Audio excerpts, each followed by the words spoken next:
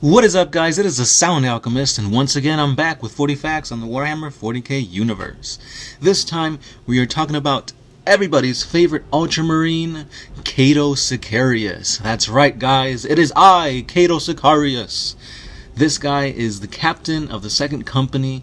He is the master of the watch, the champion of Macragge, the Grand Duke of Talisar, the High Suzerain of Ultramar.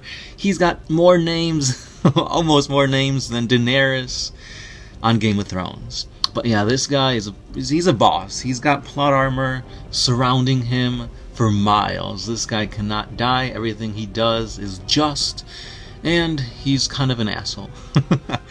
I greatly recommend you guys check him out in text to the Emperor's text-to-speech device. Really, really awesome.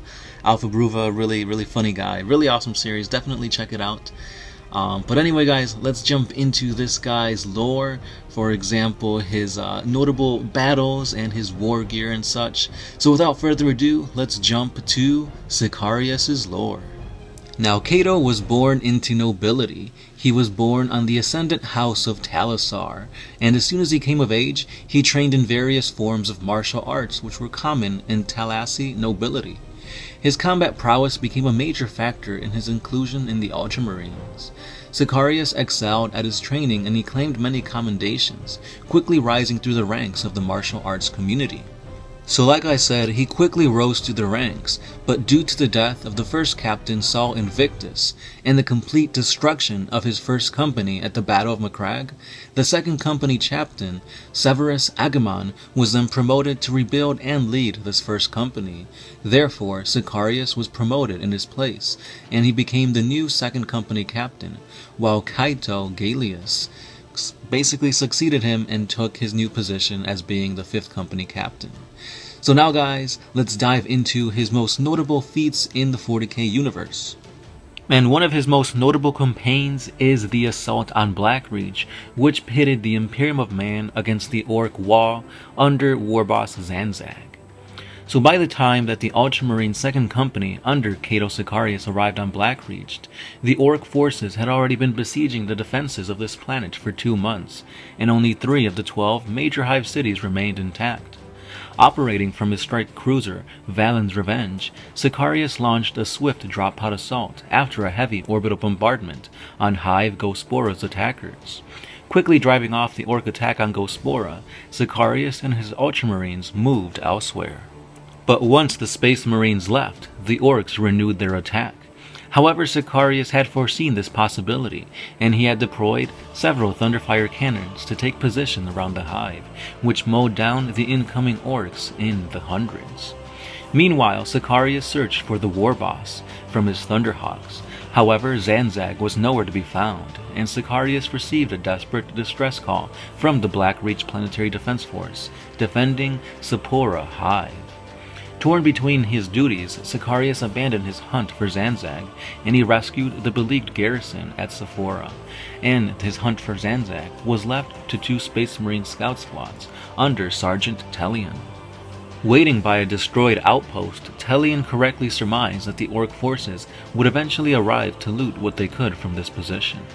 Keeping his forces hidden, Tellian followed the Orc submersible that arrived from a nearby lake, and he was able to track it back to Zanzag's base of operations on Blackreach, a vast natural cavern hidden beneath a waterfall. Receiving the news, Sicarius launched an immediate assault on the Warboss's lair.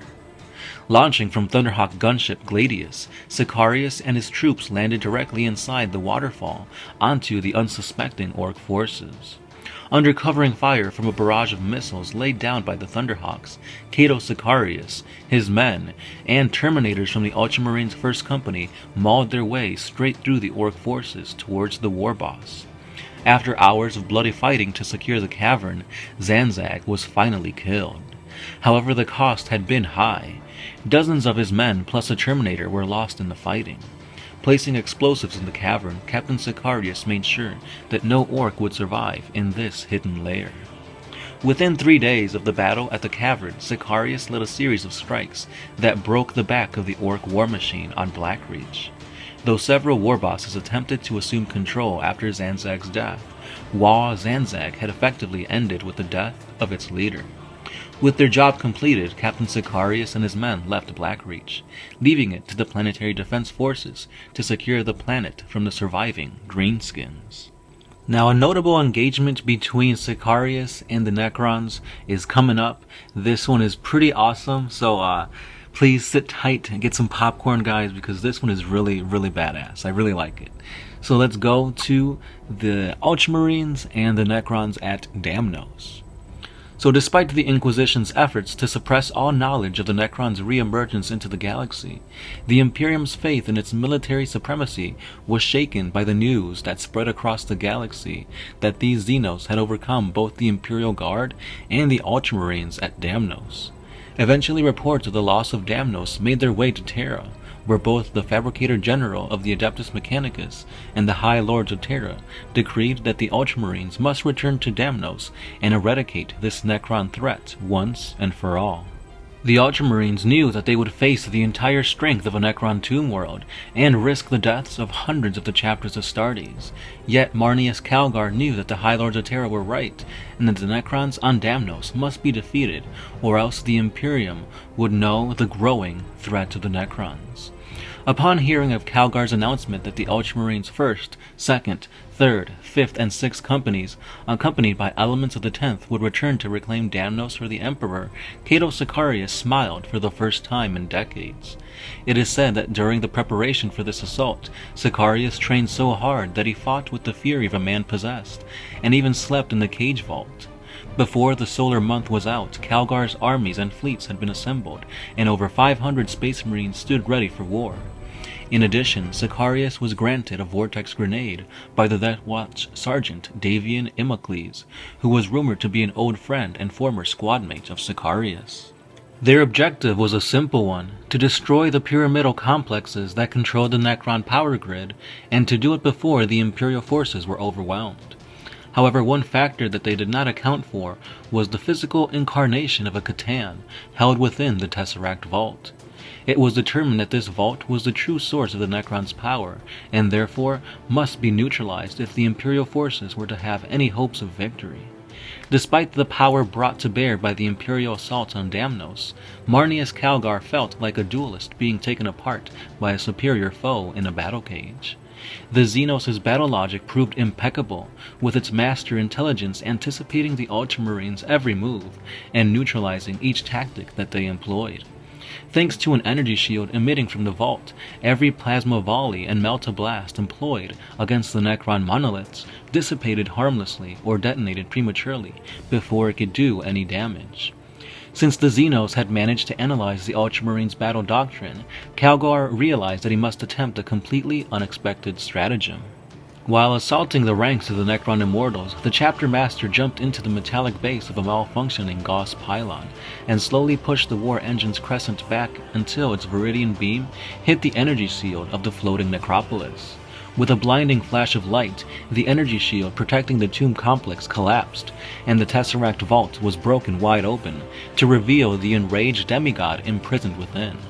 A giant cruciform of pure light rose above the Necron army, the remnants of the Kattan's energy cage still crackling around it. Roaring in exultation at its newfound freedom, the booming sound threw Ultramarines and Necrons alike into the icy ground and cracked the planet's crust. Its first victim would be the Necron Overlord, the Undying, which the Star God crushed with ease by transforming the Earth around his metallic form into an oversized fist. The Overlord phased out of reality, seeking to escape back to its subterranean lair. But deep underground, the surviving members of the Death Watch squad Lazarius had reached their own objective. The Undying teleported back to his cabled sarcophagus right in front of the Death Watch eyes. Unfortunately for the Necron, the crack team of Astartes had replaced their vivification engines with melta charges and entropic destabilizers, which they proceeded to blast the Necron Overlord into atoms. Back on the surface, the Xenos reeled from the loss of their leader, and the artificially intelligent command programs that had governed their warriors' every action now failed. Meanwhile, the unleashed Kattan lashed out in fury at both the Necrons and the Ultramarines, as Captain Sicarius dueled a flayed One Lord. After ramming his power sword into the powerful flayed one's torso, Sicarius summoned 25 years of anger and frustration into a final burst of strength. He unclipped the vortex grenade that had been given to him earlier, and he activated the weapon before throwing it at this demigod hovering overhead. The grenade detonated and formed a spiraling orb of nothingness as its unstoppable force sucked the Kattan into the warp, before collapsing and winking out of existence. Sicarius felt a great weight lift in that moment, as he realized both he and the Ultramarines had been redeemed for their original failure on Damnos, in the eyes of the Emperor. Over the next few days, the Imperials eliminated the surviving Necrons with grim efficiency. Empty tomb worlds were collapsed or detonated under the guidance of the Death Watch, and the citizens of Damnos, whom Sicarius had rescued decades before, were restored to the world to reclaim it for their own. And this was the legend of Cato Sicarius. Just kidding, guys. This is just 2 feats of his awesomeness.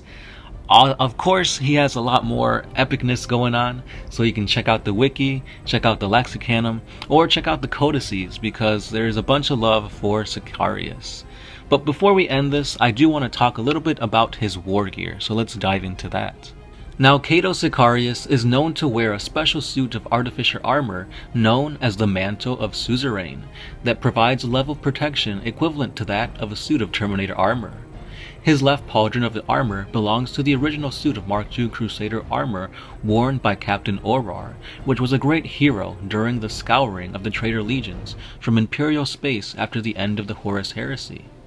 It bears the Second Company's heraldic colors, which Sicarius has also adopted as his own personal heraldry, and it also incorporates an iron halo and a golden Aquila that designs his position as the Grand Duke of Talisar, his homeworld.